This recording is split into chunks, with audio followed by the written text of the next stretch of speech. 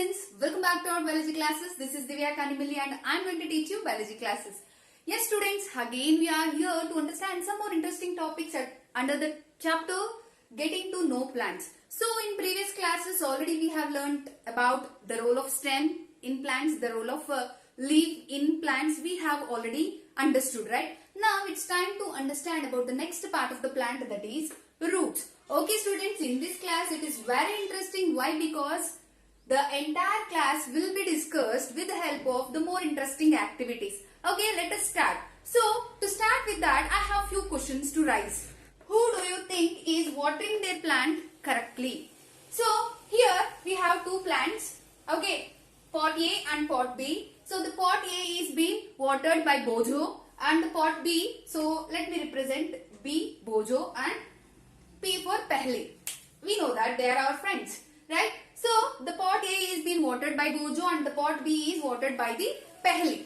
Okay, let us see carefully who is being watering carefully. So, when you see the picture clearly here, Bojo, he is watering the plant to this part, right? So, to the soil he is adding the water. And if you see in the B, Pehle, she is watering to the upper parts of the plant. That means she is watering the leaves. Okay, so which type of watering method is correct? Okay students, yes you are right. So Bojo is watering the plants correctly. Why? Because he is adding the water to the where? He is adding the water to the soil. So only when we add water to the soil, only then we can see the growth of the plant. If we add water to the upper parts of the leaf or upper parts of the plant, then we cannot expect any growth from the plants, right? So why it will be like that? Okay, to understand, let us learn some more interesting activities here. So which part of the plant is in the soil? So we understood that, yes, roots are present inside the soil. Okay, so when you see here, we are watering the plant to the soil, right? As Bojo is watering the plant to the soil, yes, as we know that the roots are present inside the soil.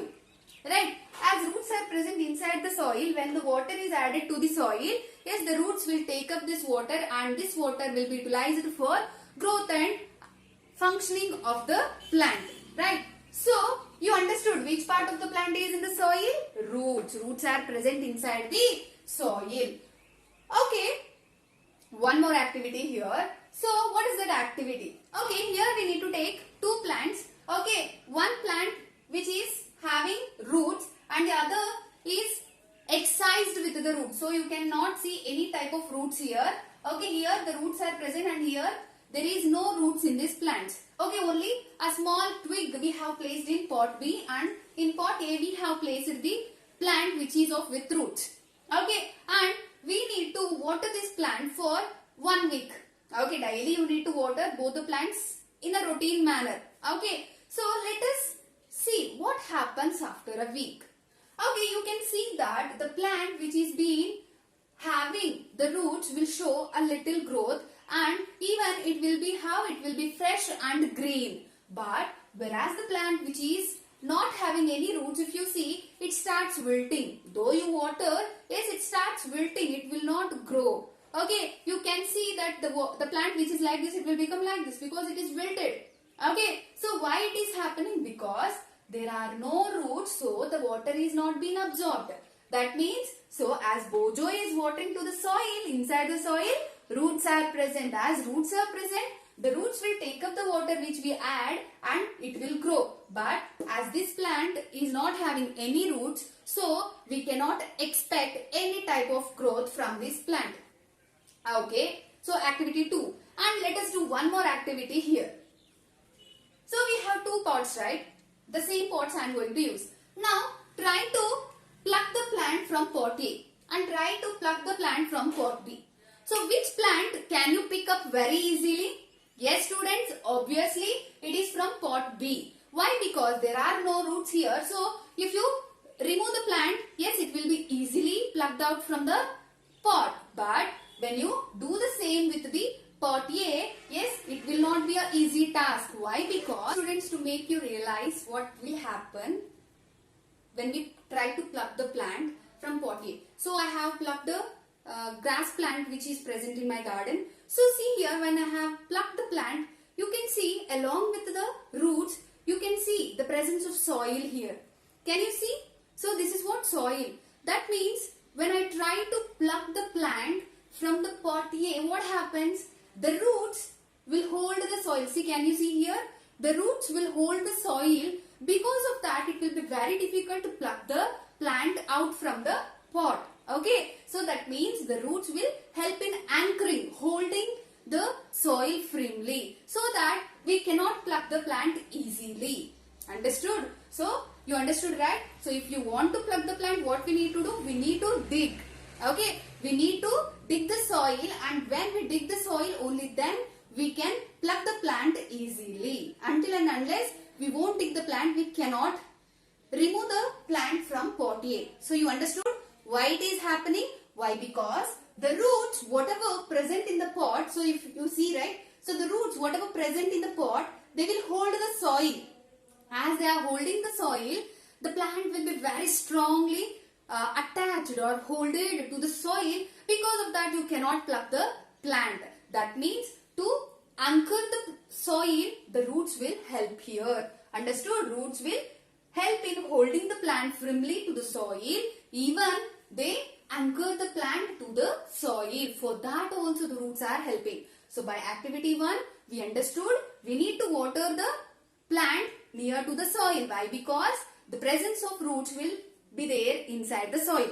We understood by activity 1.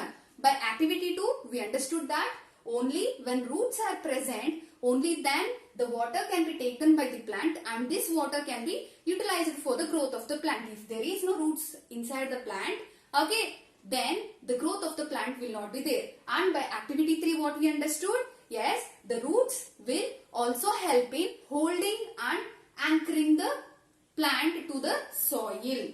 Okay, so we understood these from these 3 activities. One more activity, students, to show the sprouting of seeds. Take a gram seeds and wash the seeds thoroughly with the water for 3 to 4 times. Soak the seeds for overnight in a water. See to that the size of the seed should be increased to its double size, to its virginal size, and then place it in a tight container and allow the seeds for sprouting. So you can see a whitish growth which appears from the seed. So this whitish growth which appeared from the seeds we call as roots. So to generate roots we need seeds. From seeds the roots will be generated, which will be helpful in of the plant. Students, by this activity we clearly understood that the white growth that is being seen in the gram seeds is nothing but the root. Okay students, let us do one more activity here. So to do this activity we need to take 2 types of seeds. One is maize seed and the other one is gram seed. So A is what? It is a maize seed. Okay, maize andre gottalva? Mekkejola. Okay, mekkejola seed. And B we are going to take as a gram seed, kadalekadu. Okay, so we need to allow this for sprouting. Okay, we know the procedure as we done in the previous activity. So we need to allow the seeds to sprout after few weeks, like say for 2 weeks. You can see a 2 type of growths which have been arised from the seeds. So the green colored growth which we seen in the seeds is called as shoot. Okay, so there will be 2 colored growth. One is green colored growth and the other one is white colored growth. So whatever I have drawn blue color, no, so it is a green colored growth which we can see that will be arising from the plants. So this is called as shoot. So the shoot will be converted into future leaves, stem, flowers, fruits, buds and all. Okay, whereas the other type, the white colored growth, whatever we see, no, so the red colored whatever I have drawn, so it is called as root. Okay, the white colored growth is called as root. So the root, as we know that it is present inside the soil, and the shoot, it will grow upright. Okay, so we understood this much from here. So do the roots of maize plant is similar with the roots of the gram plant? No, there are different types of roots that we can see in the plant. How many types of roots are present? There are 2 types of root systems that are present in the plants. So the first type which we see here, so I have taken, so this plant is taken as a gram plant and this is a maize plant. So if you see the root system of a gram plant and the root system of a maize plant it is different. So to take that, I have taken the live examples here. So this is the grass plant and this is the some weed which is grown in my garden. So these two plants are showing two different types of root systems which we have seen in the diagrams here. So the first, if you see, this is this type. Okay, so if you see here, in this plant you can see that there is a root system which is like this. So one main root is, okay, here we can see that there is one main root. I will shade it to make you realize what actually the main root. Okay, so here in this gram plant, what plant it is? Gram plant. So there will be one main root. So can you see? So the thicker one, whatever we are seeing, so this is what? This is the main root which we call as tap root. It is called as what? Tap root. So which is formed like a nearly conical shape it will be. So this is called as a tap root or a main root. So from the main root you can see there is a growth, secondary growth or subsidiary growth which we can see. Okay, so these roots which have been formed, you can see here the growths which are appeared from the main root. So you can see, so this one, this. So these are what? These are called as lateral roots. So what do you mean by lateral roots? Lateral roots means the roots which are arised from the tap root or main root, we call them as lateral roots, and the root which is being arised from the stem. So you can see, so this is the stem, right? So from the stem you can see this is the stem, and from the stem you can see the growth of the root. So this root is called as main root, and the side roots whatever formed from the main root, these roots are called as lateral roots. Understood? Okay, so in which plant we can see this type of roots? We can see this type of roots are present in the gram plants. Whereas if you see the other type, so if you see the other type of the plant, that is maize. So which plant it is? Maize. So when you see the maize plant, the root system of maize plant will be like this. So if you see here, there is no main root here. There is no main root. That means like this main root we cannot see. There is no presence of tap root or main root. Okay, all the roots are arised from the stems. So this is the stem, right? Or this is the stem, right? So from the stem itself, all the roots are being arised, right? So such type of root system we call as fibrous roots. Understood? So which plant we can see fibrous roots? Maize plant. In maize plant we can see the presence of fibrous root. In gram plant what type of root system we can see? We can see the presence of tap root system. So this is called as tap root system and this is called as fiber root system. So students, when we see here the venation in these plants, okay, venation, where we can see the venation? Yes, the venation is seen in the leaves. So this is one plant and this is one plant, right? So if you see, it is having a taproot system, right? So the plant which is having a taproot system is having which type of venation? If you see, it is having a reticulate venation, right? It is having a reticulate venation. Okay, that means the plant which will be having the taproot system will always have which type of venation in leaves? It will be having a reticulate venation, and the plant which will be having a fibrous root system will always have a parallel venation. Can you see? So this type of venation we call as parallel venation. So like this venations we can see here, you can see like this. Okay, so this is called as reticulate venation and this is called as parallel venation.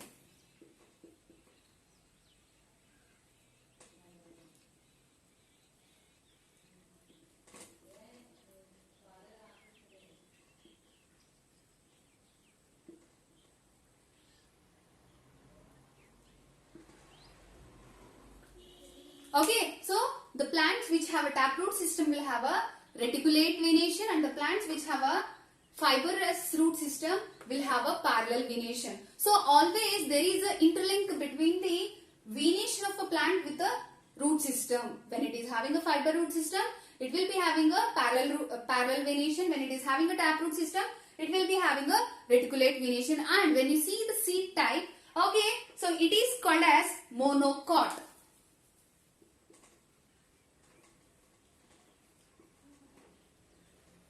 It is called a monocot and this is called a dicot.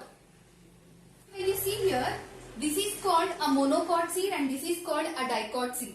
So what do you mean by a monocot and a dicot? I will show you now. So monocot. So this is the which seed? This is the maize seed. So when you see here, this seed cannot be split into two equal halves itself. ಏಕದಳ ಅಂತ ಹೇಳ್ತೀವಲ್ವಾ ಅದು. Then when you see, this is what a gram seed. So this is what a gram seed. A gram seed means kadalekalu. So where we can divide this into two equal halves. Okay, ಅಂದ್ರೆ ದ್ವಿದಳ, ಏಕದಳ, ದ್ವಿದಳ ಅಂತ ಹೇಳ್ತೀವಲ್ವಾ. ಏಕದಳ ಅಂದ್ರೆ ಏನು? Monocot. ದ್ವಿದಳ ಅಂದ್ರೆ ಏನು? Dicot. So when the seed is being divided into two equal halves, it is called as dicot, and the seed which cannot be divided into two equal halves we call as monocot. Monocot plant will have a fibrous root system and parallel venation. A dicot plant will have a taproot system and a reticulate venation. So this is what some of the similarities and the characteristic features which we can see in the plants which are correlated with the type of root system which they possess. Okay, you understood, right? So let us now understand what is the main actual function of the roots. So the roots are mainly involved in absorption of water and minerals from the soil. So what they will do? They are specialized in absorption of water and minerals from the soil. So they will collect the water and minerals from the soil and they will supply this water and minerals from the soil to the different parts of the plants like leaves, stem, fruits, flowers, birds, etc. Okay, so and at the same time if you see, the leaves mainly they are involved in what? They are involved in preparation of food, and as you know this already, so the leaves are involved in the process of photosynthesis, and as a result of photosynthesis what they are going to do? They are going to prepare a food, and this food will be stored in different parts of the plants. Generally the food will be stored in the different parts of the plants, right? So mainly in name of fruits we will be the plants will be storing the food.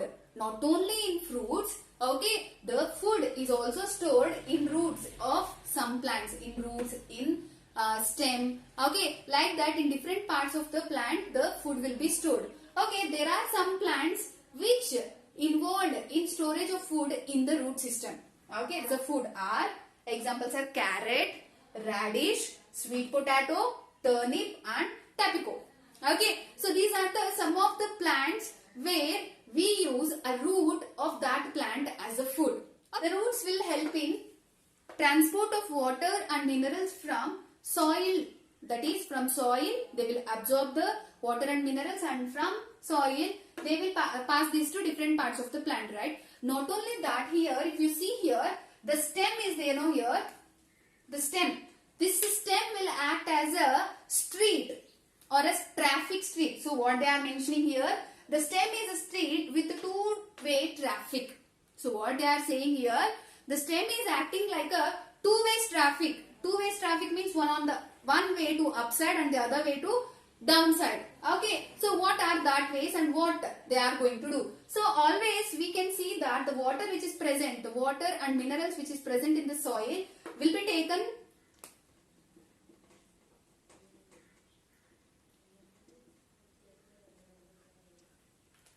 So always what happens, you know, the water and minerals which is present in the soil will be taken by the roots and it will be carried always upward. That means from roots to different parts of the plant it will takes place, which will be taking place always upward. Okay, so whereas the other function is also done, that is the food which is prepared inside the leaves, it will be carried from leaves to different parts of the body, which will be taking place downwards.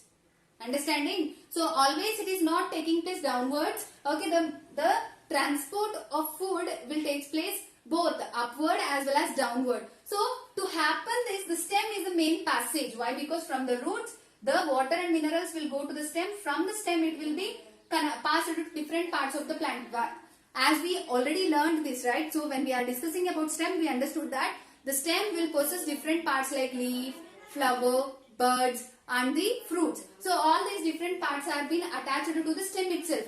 That means to supply water, minerals and food to these different parts. So the stem is the main passage which is acting as a link from roots to different parts and from different parts to roots. Understood? So this is about the root system, students. This is all about today's class. Let us learn some more interesting things in next class.